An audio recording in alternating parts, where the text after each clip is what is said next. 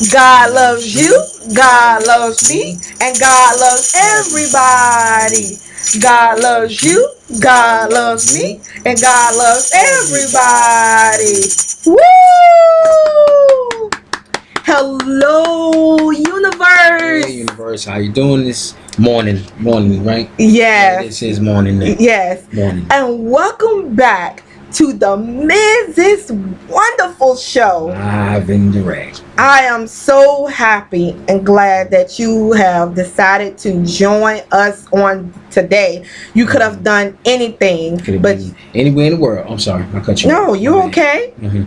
You could have done anything, but you decided to tune in on today With us. with us. With us. Yes. And yes, please yes. welcome my guest and co-host, Tony. How y'all doing? I'm not co-host for a long time because once again, Mr. Bumpkins is still on vacation. Long vacation, man. Yes, Mr. Long vacation. Okay. Yeah. Okay, I want to say that this episode was really hard for me to do.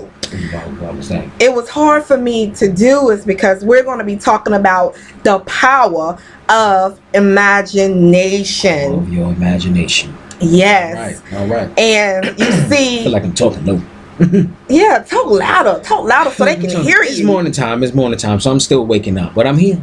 I'm still waking up. Okay. All right. So you see, when I was learning how to use my imagination, I used to watch a lot of scary horror movies. You just one of them horror fans? Yeah, I was one of those horror fans. Okay. Yes. Okay. And at one point, I used to visualize myself as one of those characters, and it caused me to have a lot of problems.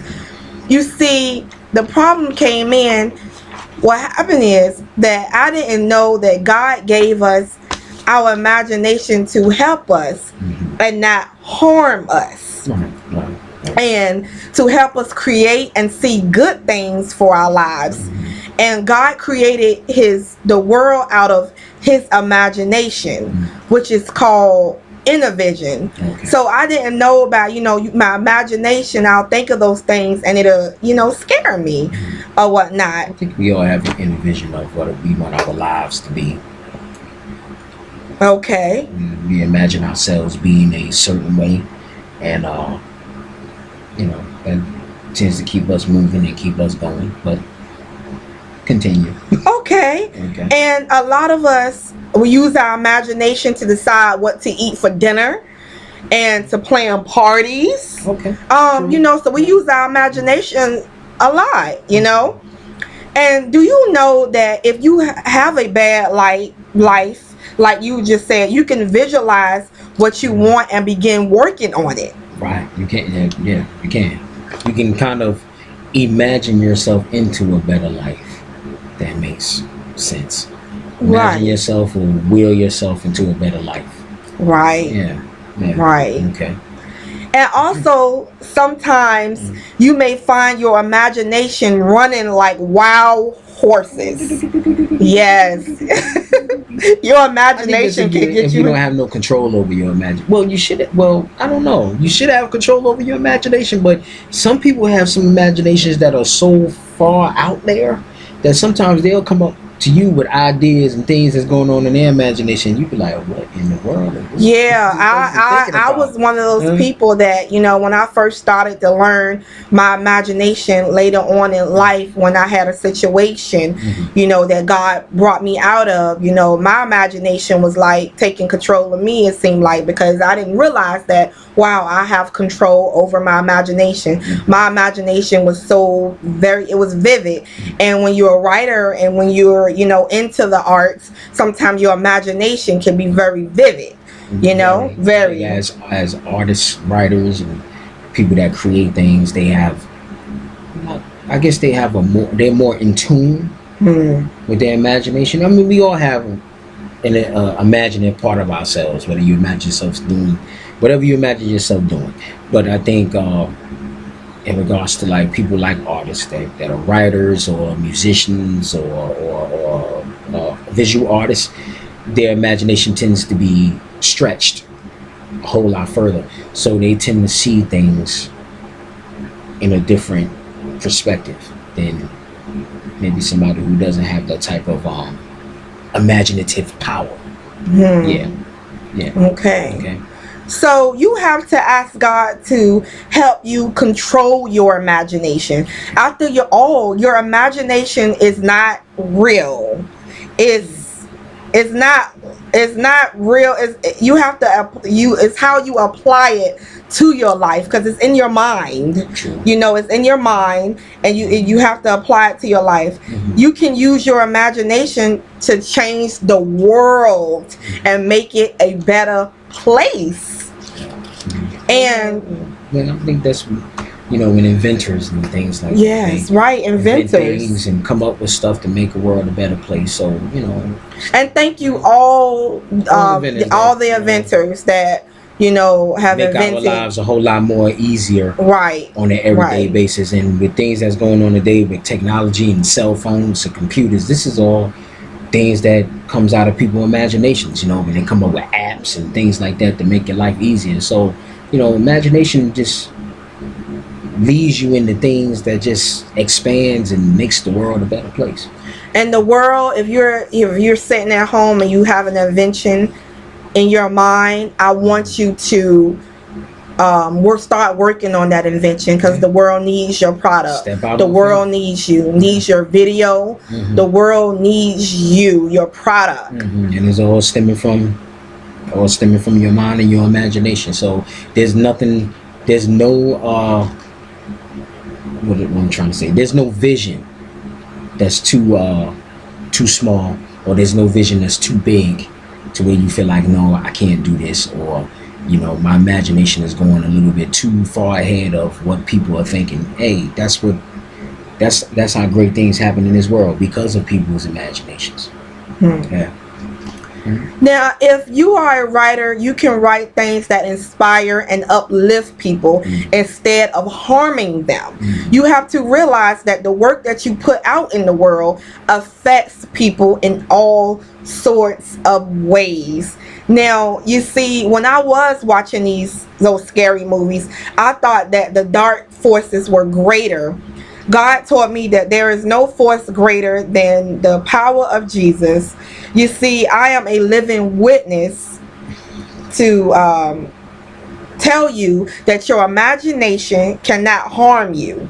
I had to go through a lot in order to witness to you about the power of your imagination. So this is my walk, what I went through. So I can't, you might be in a whole new different faith, or new different in something, you might be taking another walk, but I'm just saying this is what worked for me and what I went through with my life, okay, and what helped me through my life. So however you use your imagination, it cannot hurt you, maybe scare you, if you have gone through what I have gone through, and you have power over it. Now, I remember the author Lakita T. Sharp, author of the Adventures of Rainbow Girl series, which can be purchased at Barnes & Nobles and Amazon, Coxberry, and CBN. If you're looking for her, if you're looking for the book. And when the author first started off, she wanted to write just like other famous authors, but she realized God gave her her own imagination, so she had to write her own story and create her own characters. You have to remember to feed yourself with positive things, so that your imagination can feed on those things, not bad or evil things. Okay, and just remember that if you see yourself imagining a dream that you would like to see manifest in your life, just begin to work on it. Yes. And God will bless your work. God is in control. Even if the worst happens, God is the overseer of all. So don't let your imagination tell you otherwise. Think positive, dwell on positive things, imagine positive things. Now, Tony, do you have anything else you would like to add to what we've been discussing? I think you did most of the. I think you covered a lot more ground. A lot of ground. Okay. With the imagination. All I probably would say is just stay creative. And like as I said earlier, don't ever think that anything that you're imagining is too big for your life. Because you have your imagination, and dating back to previous shows, that whatever vision you have, and your vision comes from your imagination. Whatever vision you have is your vision. So if you have enough in you to imagine it, then you can achieve it. You just have to go after it. You have to just go for it. So don't feel like your imagination is not there for a purpose. It's there for a purpose. It's there for you to imagine things and see things for your life that other people can't see. So that's pretty much all I have to say. And you might feel fear too, and that's gonna be a whole nother series. That'll be a whole nother video with the fear. You have to knock fear out the water. Even though fear does creep in. Now, yeah. In saying that, because you just made me think of something. Back when I was training in martial arts, my Sifu, and for those who don't know what Sifu is, that's a teacher, almost like sensei. But my Sifu had said that there's no such thing as no fear, but there is a such thing as control fear. You can be afraid, but you have to control it and be in charge of the fear. Because there's fear in everything that we do, but we have to make the decision of whether or not we're going to let that fear stop us, or are we going to let that fear fuel us or push us to our destinies. You got fear where the fear stops some people, and then the fear pushes some people. So going back to that concept of having no fear, you'll have fear in anything that you do, but you just have to make the decision of whether or not you're going to control that fear and go for what you want, or you're going to let that fear control you and stop you from doing what you do. That was nicely said. That was very nice. Like you was kind of taking it in and eating it up and learning something from it. Yeah. I just want to say that we all feel fear. So you know what? It's like a group thing. It's like you're not alone. You are not alone. We're all in the same boat, because I feel fear a lot too. It's a basic human emotion. You're gonna feel fear, just like fear, or you might feel happy, or you might feel sad. It's just a part of your human DNA. It's just what you do with those emotions and how you control them and how you let them affect your life is pretty much what it is. It's almost like when people say we give you lemons, you can make a choice of whether or not you're going to make lemonade out of it or not. So it's all what you do with the decisions you got in your life and what you do with what you have. So, and you know what I want to say, on the other side of fear, when you feeling fear, and if you cross over, and still go forward, which you will, I want to say this is what you're going to come up with. This is the resort. This is a resort. A beautiful, you see this? Sunflower?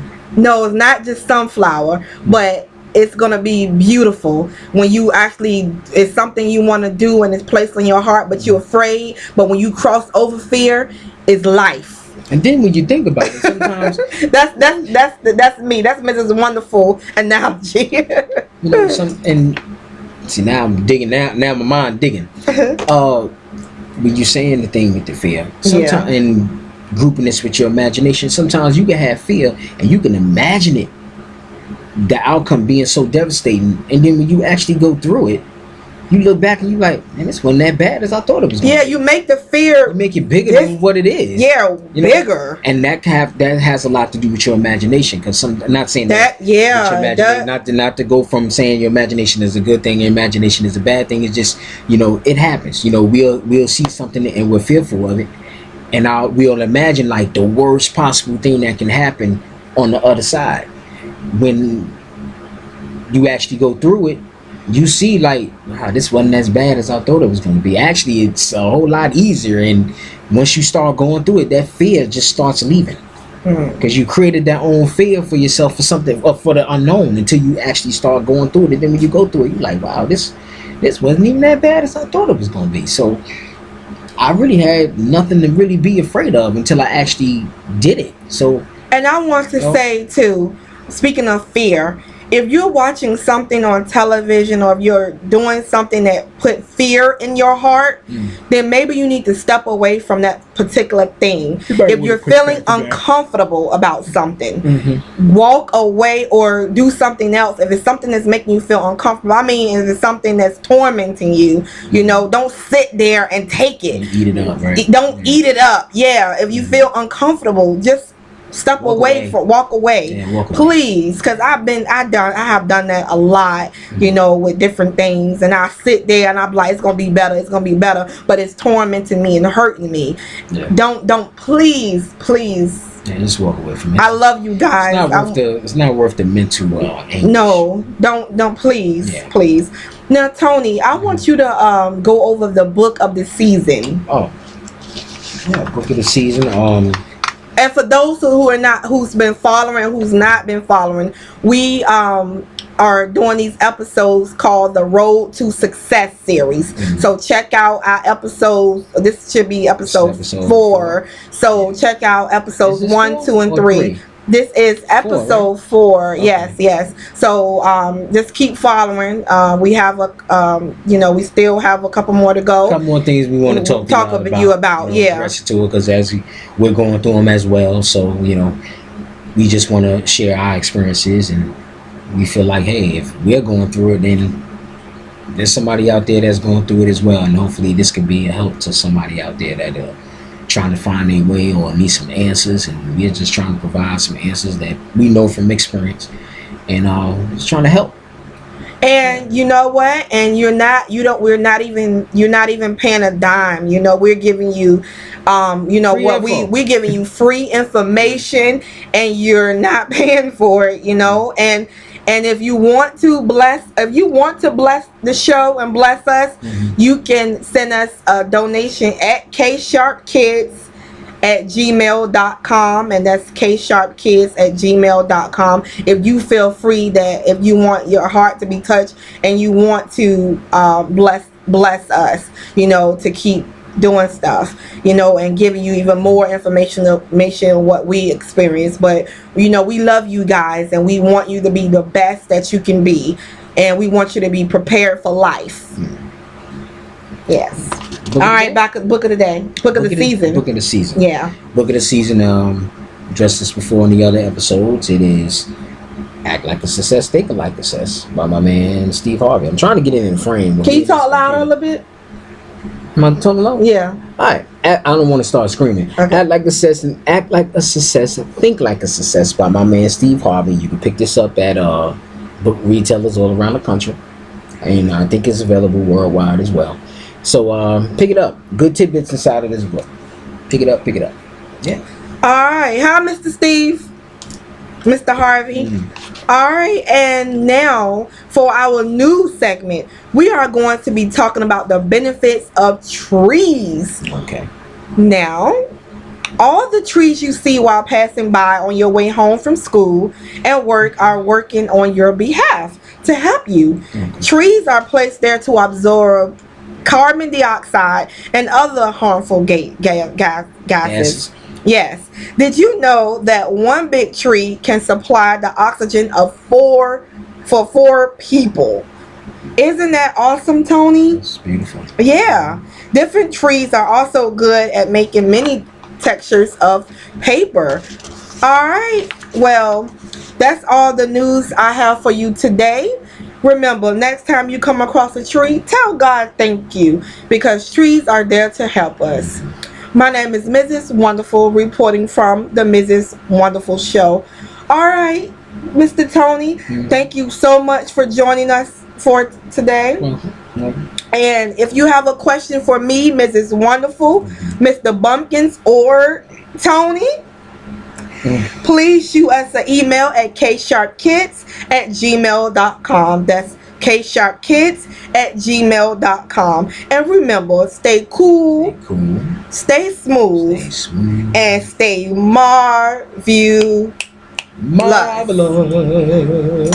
As always, God loves you, God loves me, and God loves everybody. God loves you, God loves me, God loves everybody. All right.